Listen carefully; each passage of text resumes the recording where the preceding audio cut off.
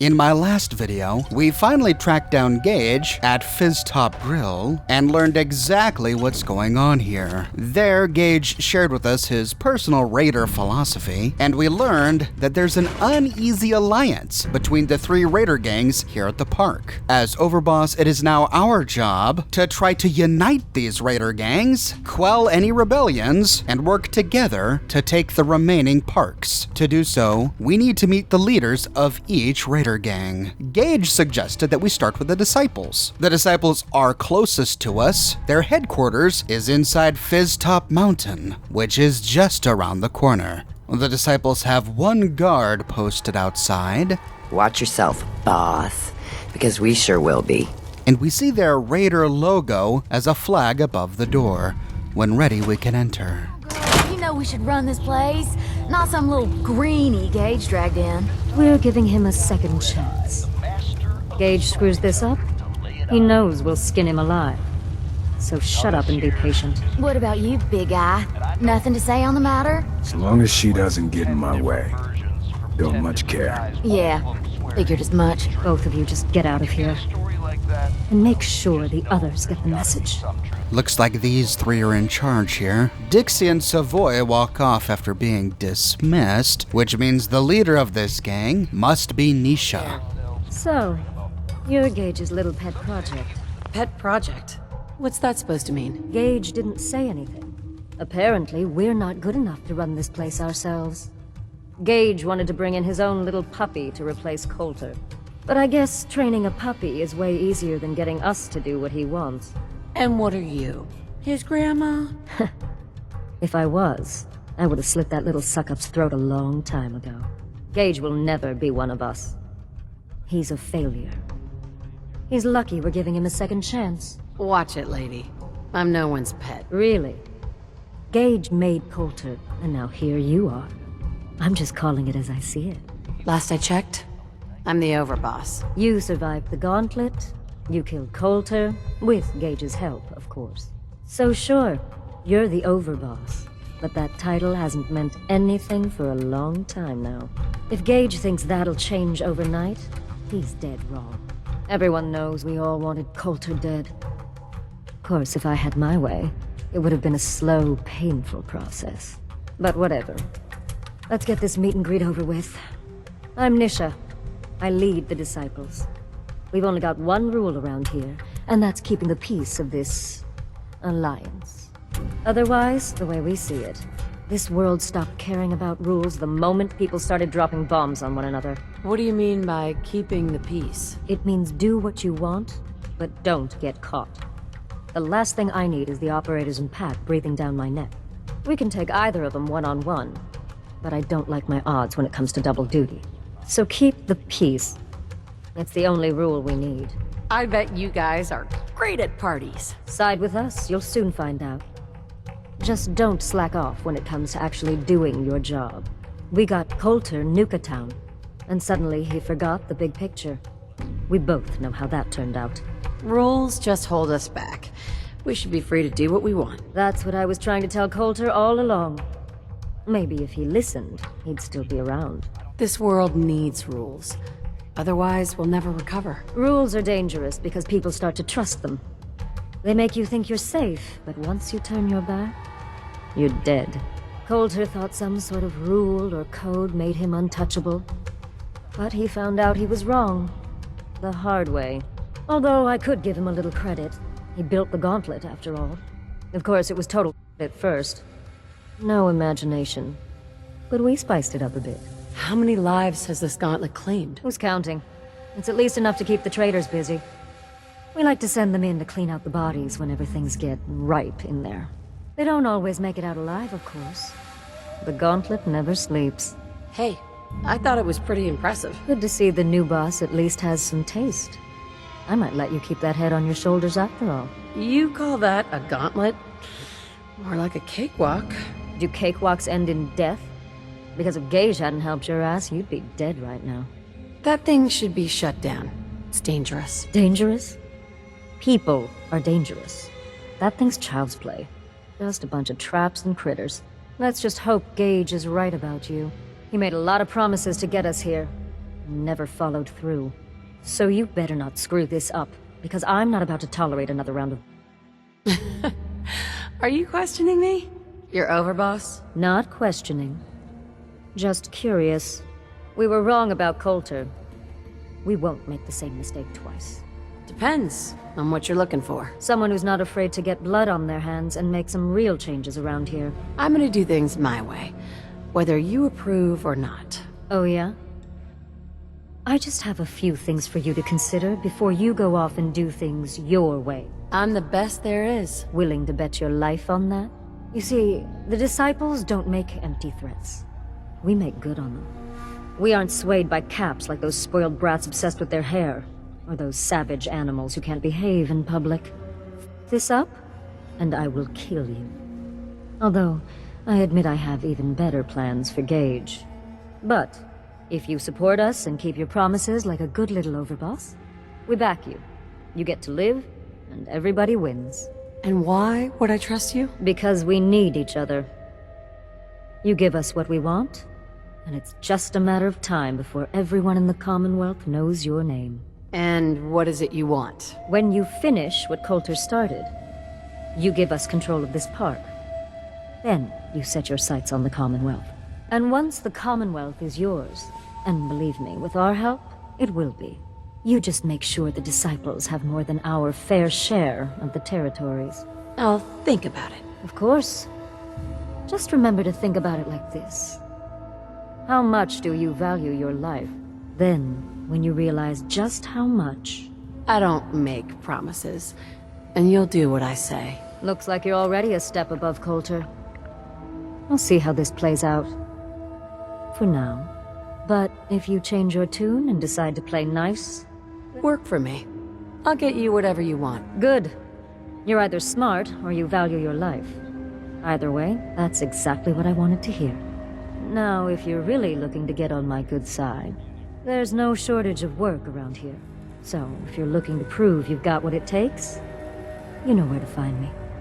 Sounds like the Disciples are just as apprehensive about their new overboss as we are about them. And it seems like they think we need to get on their good side, not the other way around. Nisha walks upstairs and we see that the inside of this mountain is huge. There's a little shack on the ground here, and inside we find quite a mess.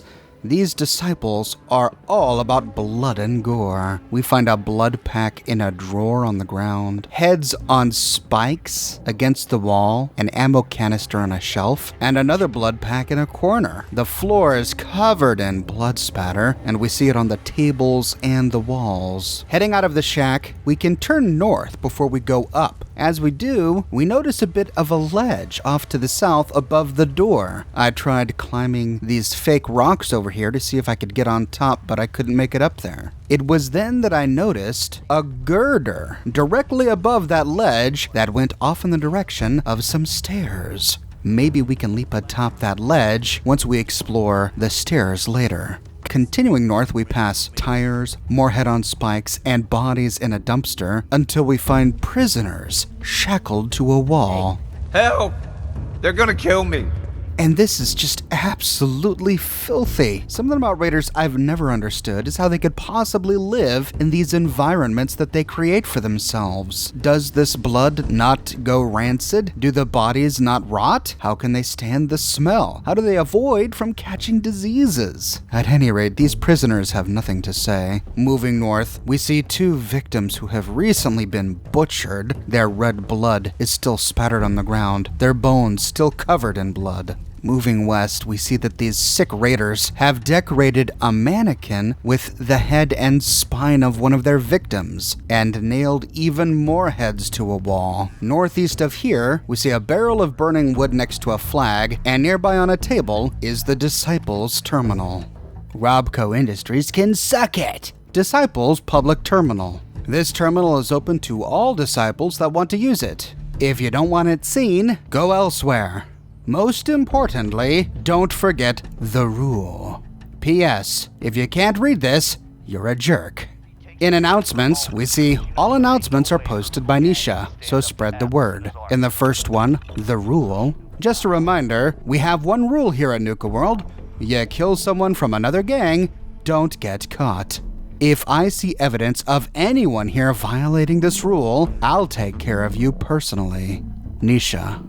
So Nisha actively encourages the murder of other gang members as long as hers don't get caught. So much for peaceful coexistence between the gangs. In the next one, new overboss. So we just got ourselves a new overboss. Our one rule still applies. Anyone has a problem, they can take it up with me. Nisha. Is that her way of saying that her disciple gang raiders are free to kill the sole survivor, the new overboss, as long as they don't get caught? Well, great, that gives me confidence for peaceful coexistence. Backing out of this, we can then read events. Are you kicking butt? Don't hog all the fun. The more, the merrier. In the first one, night raid. Who's in? If anyone's interested in a night raid, meet up at the monorail station at midnight. I went there at midnight and I didn't see anything, but we do see the disciples and the other raiders raiding other minor locations here in Nuka World, including the Bradburton Overpass and the Shovel Museum. Looks like they coordinate their raids here. In the next one, Gauntlet Runners, anyone bored can meet up at the main gates at dusk. Heard there's a caravan passing nearby, gonna find some live ones to run the gauntlet. Whatever supplies they got are just icing on the cake. The disciples really do this for the thrill, to satisfy their own bloodlust. Any wealth they make on the side is merely incidental. And in the final one, Slice and Dice. Got a hankering for blood? Need to kick back and let loose? Dixie's monthly Slice and Dice is back. So sharpen those knives and ditch those chems, because it's time to feed the one addiction that we all share. Monthly Slice and Dice? What is this? Are they dueling each other or just banding together to find somebody to kill? Backing out of events, we can then read messages. This appears to be a public bulletin board for the disciples. Drop your messages, threats, ads, whatever here. Remember, if it doesn't violate the rule, it's cool. In the first one, you're dead. Whoever pissed in my helmet, you're dead. That's some real pack level crap right there. Ugh. In the next one, to Bailey, I left a little surprise for you in the usual spot. Thought you could put it to good use against a certain jerk. Gotta head out to take care of some business, but I'll be back in a few days. Figured you wouldn't want to wait. Marie. A hidden weapon, perhaps? In the next one, gimme upgrades. Looking for someone to upgrade my knife because I don't know jack about metal. I can repay in trade, caps, whatever. Hit me up if you're down. Jokers need not respond. Zhu. And in the final one, Ruby. Don't trust Ruby. She's a backstabbing jerk that needs to be dealt with. I caught her stealing caps from my personal stash, and she had the gall to deny it. Luckily, she can't read, so she doesn't know what she has coming. She doesn't deserve to be one of us. Paige. There's a whole lot of quarreling and backbiting here amongst the disciples. Not a lot of unity. Turning around, we see a Nuka-Cola Wild behind a radio. There's a human rib cage and spine on a bloody pile of boxes. Moving southwest, we see a forklift hauling junk, and in a bloody barrel, another body with its legs hanging out. Continuing west, we find another human torso, blood spatter everywhere, and on a desk nearby, we find a Nuka-Cola Victory. There's a partial shack to the west of this with some lockers, but nothing inside. However, next to this, we find a Nuka-Cola Quartz, right next to a chem box. Here we start seeing mattresses on the ground. Looks like this is where the disciples sleep amongst all the blood. Rounding a big pile of cages, we see more mattresses and a duffel bag with some ammo and a cryogenic grenade inside. And moving to the far southwest corner, we pass more lockers that are empty, past a red toolbox with Psycho inside, to find a side table covered in tokens, and 2 more eviscerated corpses, still red with fresh blood. On our way back, we see a bloody hand on the ground, and directly above it, its owner. A corpse in a horrible state of decay. We see the bone of the left eye socket, but the rest of the head and neck are still covered in muscle and sinew. Oh. We pass 2 bodies impaled on spikes and staked into this cement wall. Gosh, there's so much gore down here. When we finally make it back towards the entrance, we can this time turn west. Here we find a red toolbox on the ground, and we can climb a ramp up to the top of this concrete structure. On the way up, we see a cage with bloody bones wrapped up in some sort of canvas or tarp. Another body splayed out on a girder. Did he fall there or was he placed? At the top of this ramp, before it turns left, we find a Nuka-Cola grape on a crate, and then we reach the top of this platform. Here we see Savoy walking around. So sick of Nuka-Cola. Those pack holes even look at me wrong. They're dead.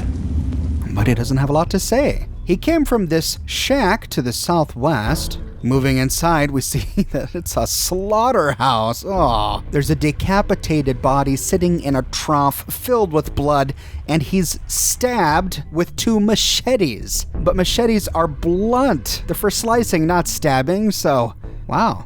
Must have taken some force to get those in there. Nearby, we see a display case with 2 heads on display. And then rounding the corner, we find 2 holotapes on a side table, both of which are named Dixie's Souvenir. Trade in this area seems pretty scarce. I'm thinking of packing it in and heading back to the Commonwealth. I lost one of the Brahmins to some damn rad scorp the other day. And I think Emmy's coming down with something. The rest of us are just at each other's throats, tired of traveling and barely running into any business. This whole plan was a bust.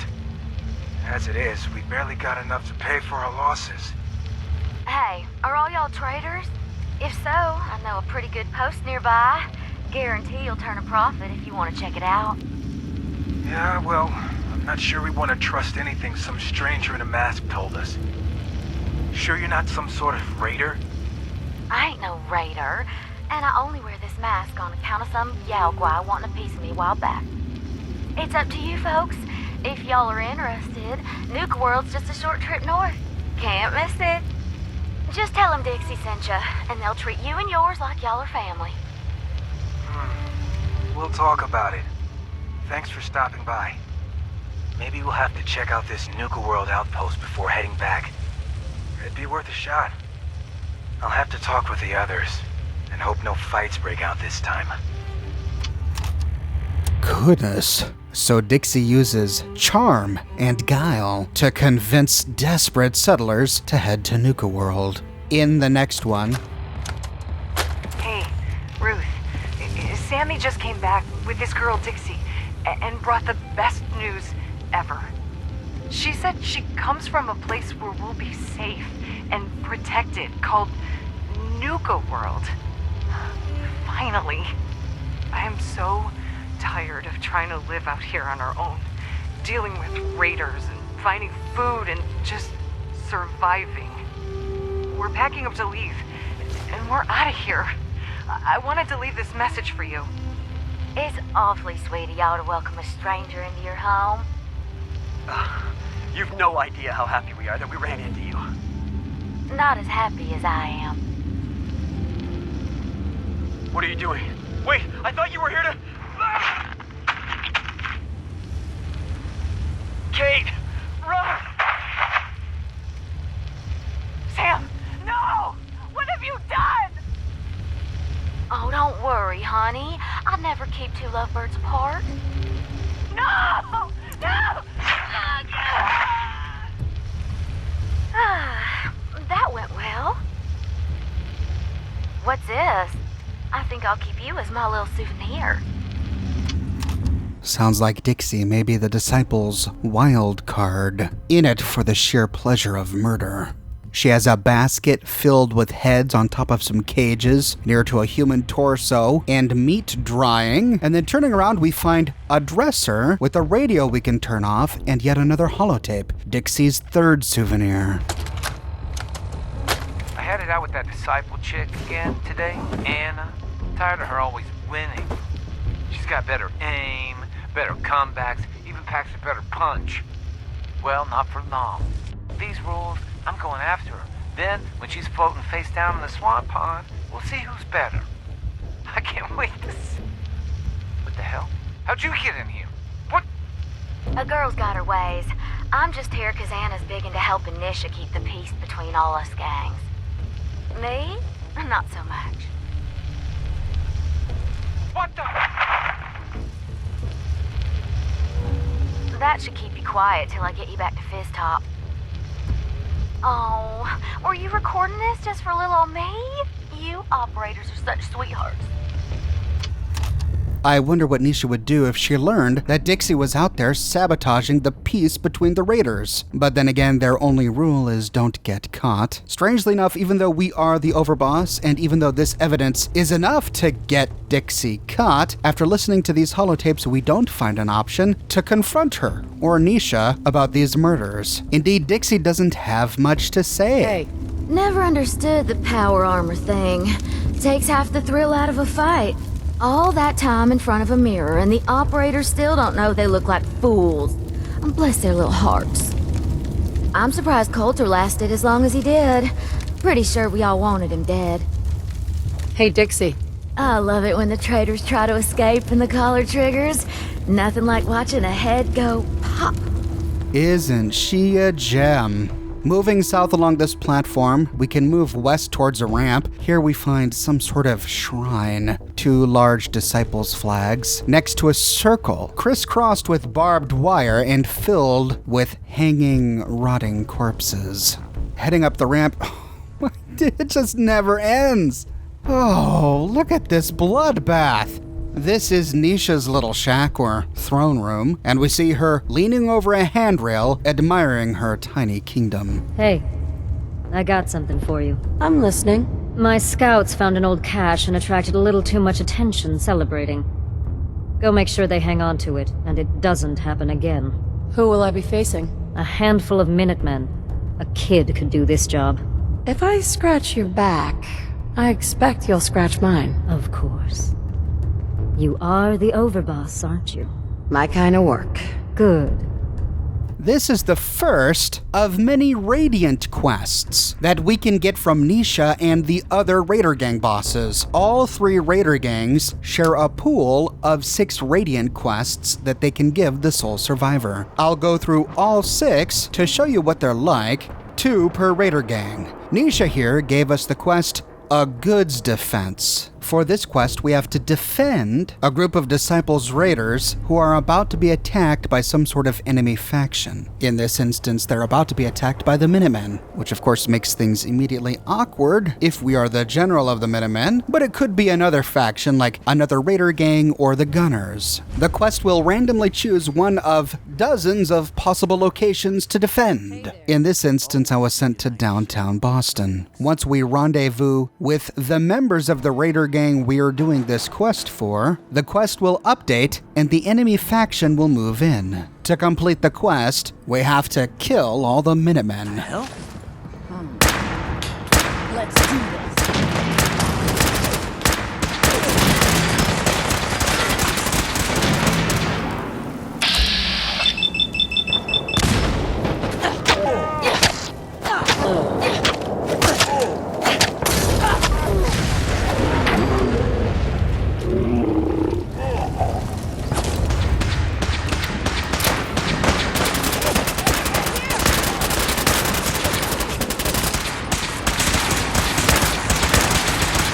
Standing down. When done, we can return to Nisha to turn in the quest. That business you wanted handled? Oh, it's handled. Welcome back, boss. For your trouble. Got something else lined up. You want in? There a problem? We've got word of some supplies we could use. And I'm never really in the negotiating mood. So you're just going to take it. Who will I be facing? Just those annoying Minutemen. Right up my alley. That's what I like to hear. The next Radiant quest she has is cashing in. And I got really unlucky. I had to fight the Minutemen again. For this quest, we have to rendezvous with Disciples Raiders who are staking out a cache of goods being guarded by some enemy faction. In this instance, I got sent to the abandoned boathouse near to Croup Manor. This house was being guarded by Minutemen.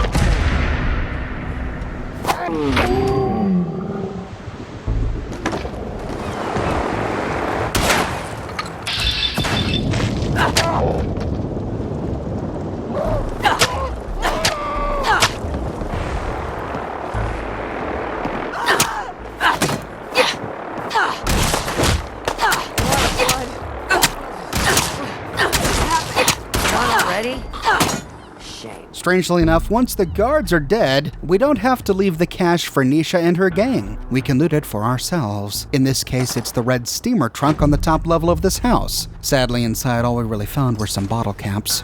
And when done, we can head back to Nisha. Boom! And that's how it's done.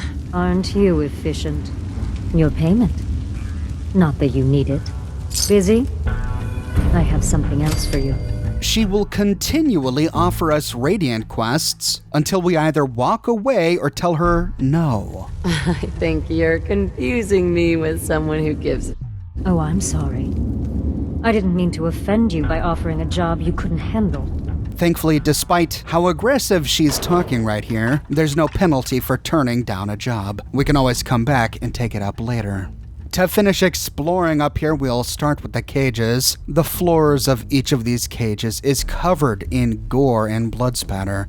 We see another trough filled with blood and the liquefying remains of a settler. Turning around and facing south, we see a strange sight. 4 pieces of paper hung out to dry. It's an interesting decoration, but we can't interact with it. We can't read these notes. We don't know what they say. Presumably they were found on the corpses of the disciples' victims, and Nisha kept them, hoping it may lead to treasure or something. We can't pick up any of the pieces of paper on the crates or on the ground. All we find here that we can interact with is an explosives box with fragmentation grenades inside. There are some Nuka tickets on a nearby side table and an impaled slave with more body parts on the ground inside the nearby cage. There's a cage with skulls in it. And turning around, we see 2 more cages back to back. One with intestines, and the other with, oh jeez, it's like a partially mummified corpse. There's another raider trough outside, and then we can follow the trails of blood inside Nisha's shack. To the left, we find a footlocker filled with blood packs next to more entrails on the ground, and the upper part of a skull on a barrel next to some tokens. Like Dixie's shack, Nisha's has another bloody trough. She has a bucket in here. Perhaps she just ladles out blood and splashes it around for decoration.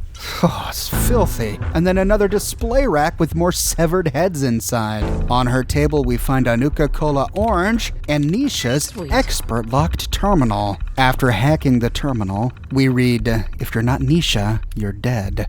Anyone caught using this terminal that isn't Nisha will be dealt with." In the first item, watch list, a reminder to self. There are no warnings here. Anyone who violates the rule or betrays the disciples deserves worse than death. This appears to be notes about her own gang's members. In the first one, Ruby. Rumors are saying Ruby's stealing from our own. Not sure what pisses me off more, that she's stealing from us or that she got caught. Either way, I don't have any proof besides Paige's claim, and Paige was probably too high on Jet to trust. Gonna let this sit for now and see how it goes. This, of course, is a reference to the entry we found from Paige on the public terminal, accusing Ruby, who can't read or write, of stealing. And this is a good call on Nisha's part. If she just starts executing her own members after reading baseless allegations without evidence from the public terminal, well, that's an easy way for someone to exact revenge upon anyone with whom they have a grudge, and a quick way to wipe your own raider gang out. In the next one, Josie. Savoy found the remains of what looks like Josie's handiwork. I have one rule here, people. Why is it so hard to follow? When you hide a body, not only do you make sure it's hidden, you make sure it's really dead. Savoy said the pack guy was halfway back to Nuka Town when he found him. No solid proof that it was Josie, besides the fact that she and this guy got into it the other day. Goodness, first the operator Victor and now this pack guy? How many other raiders that these disciples are supposed to be partnered with have they gone off and murdered? I wonder if the other gangs murder the disciples' members so easily. In the next one, Samuel seems to forget who's in charge here and likes to question my decisions. He's smart enough to not challenge me directly, and I'm sure he knows if he tried to take me out, Savoy and Dixie would never follow him. He's trouble, though. Reminds me of Sledge. And he's new, so he doesn't know what went down back then. But if he keeps it up, he can learn the hard way, just like Sledge did.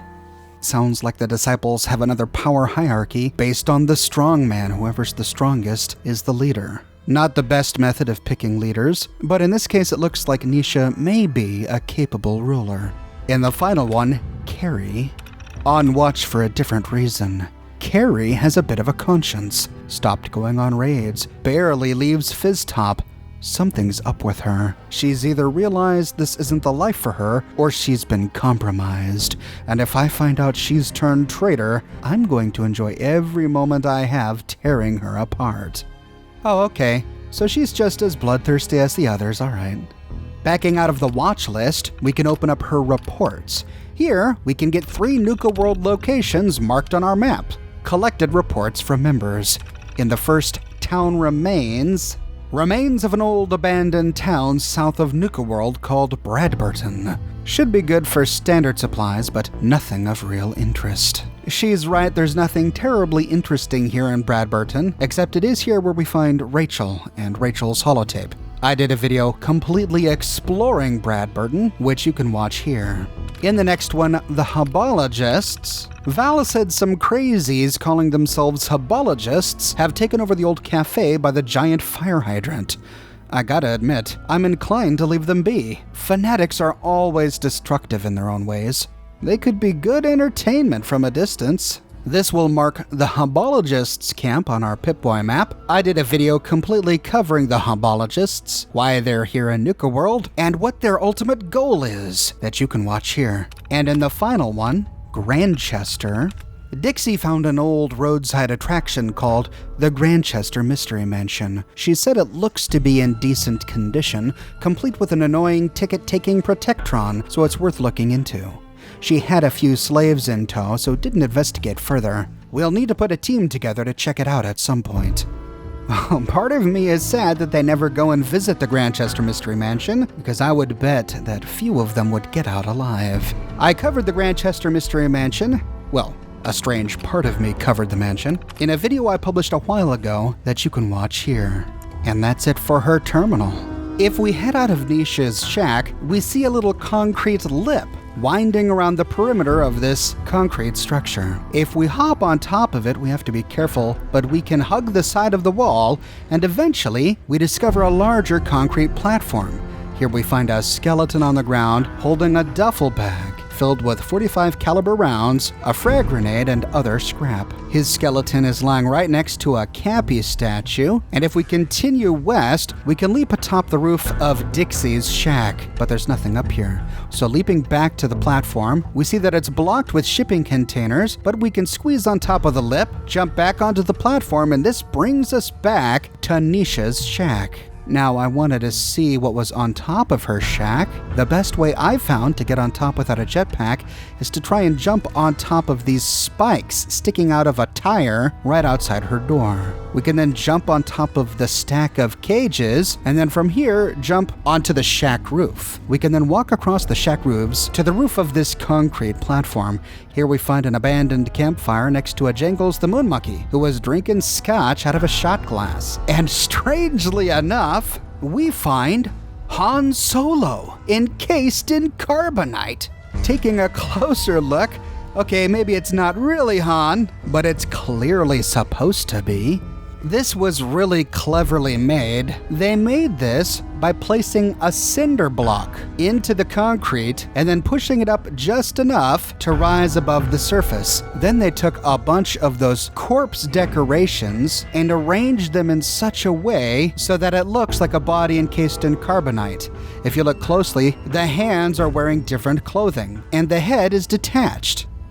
Finally, on the roof next to a big metal pole, we find a lunch pail with a Tato inside. And that's it for the roof, so hopping down, we can go down the ramp until we see that girder spanning the whole mountain cavity that we saw from the ground below. We can jump over the railing to leap on top of this girder to walk across to that platform we saw earlier. However, before we cross the girder, if we immediately turn around, we see a big pile of garbage under this ramp that leads up. We can carefully squeeze under there where we find an interesting scene. We discover an alien sitting on a cinder block chewing bubblegum and using a magnifying glass to watch television. If we peer closely, we see that the scene depicted on the television is that of a male and female mannequin flirting with each other before a white picket fence and dancing roses. This may be a reference to Shakespeare's Romeo and Juliet, wherein Juliet, when talking to Romeo, says,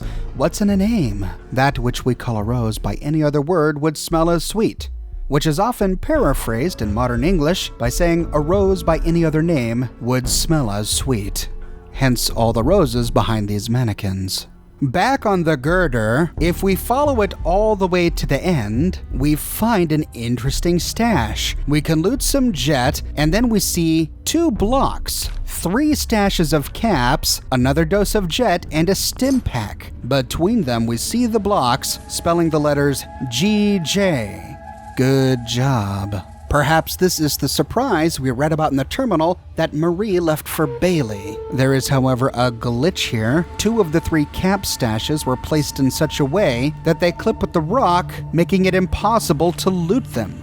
The only way to loot this stash here is if you're playing on the PC and you use console commands to toggle clipping.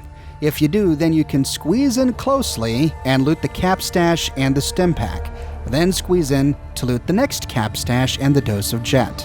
From here, if we look down, sure enough, we see a platform above the door.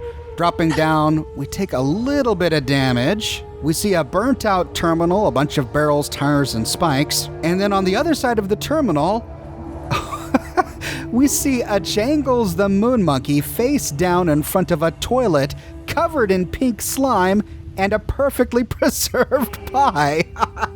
So is this what Jangles the Moon Monkey's vomit? Or maybe it wasn't vomit, maybe it was something else? Anyway, I'm just glad to get my hands on yet another perfectly preserved pie. When done, we can jump down and leave Fizztop Mountain. And with that, we learn all about the disciples. And they sure are a grisly bunch. But is there truth in their lifestyle? Maybe ruthlessness and terrible gory violence is the best way to run a raider gang, to intimidate other gangs, to terrify farmers, traders, and slaves, and to ultimately get your way. Are the disciples right? Or are there other, wiser ways to run a raider gang?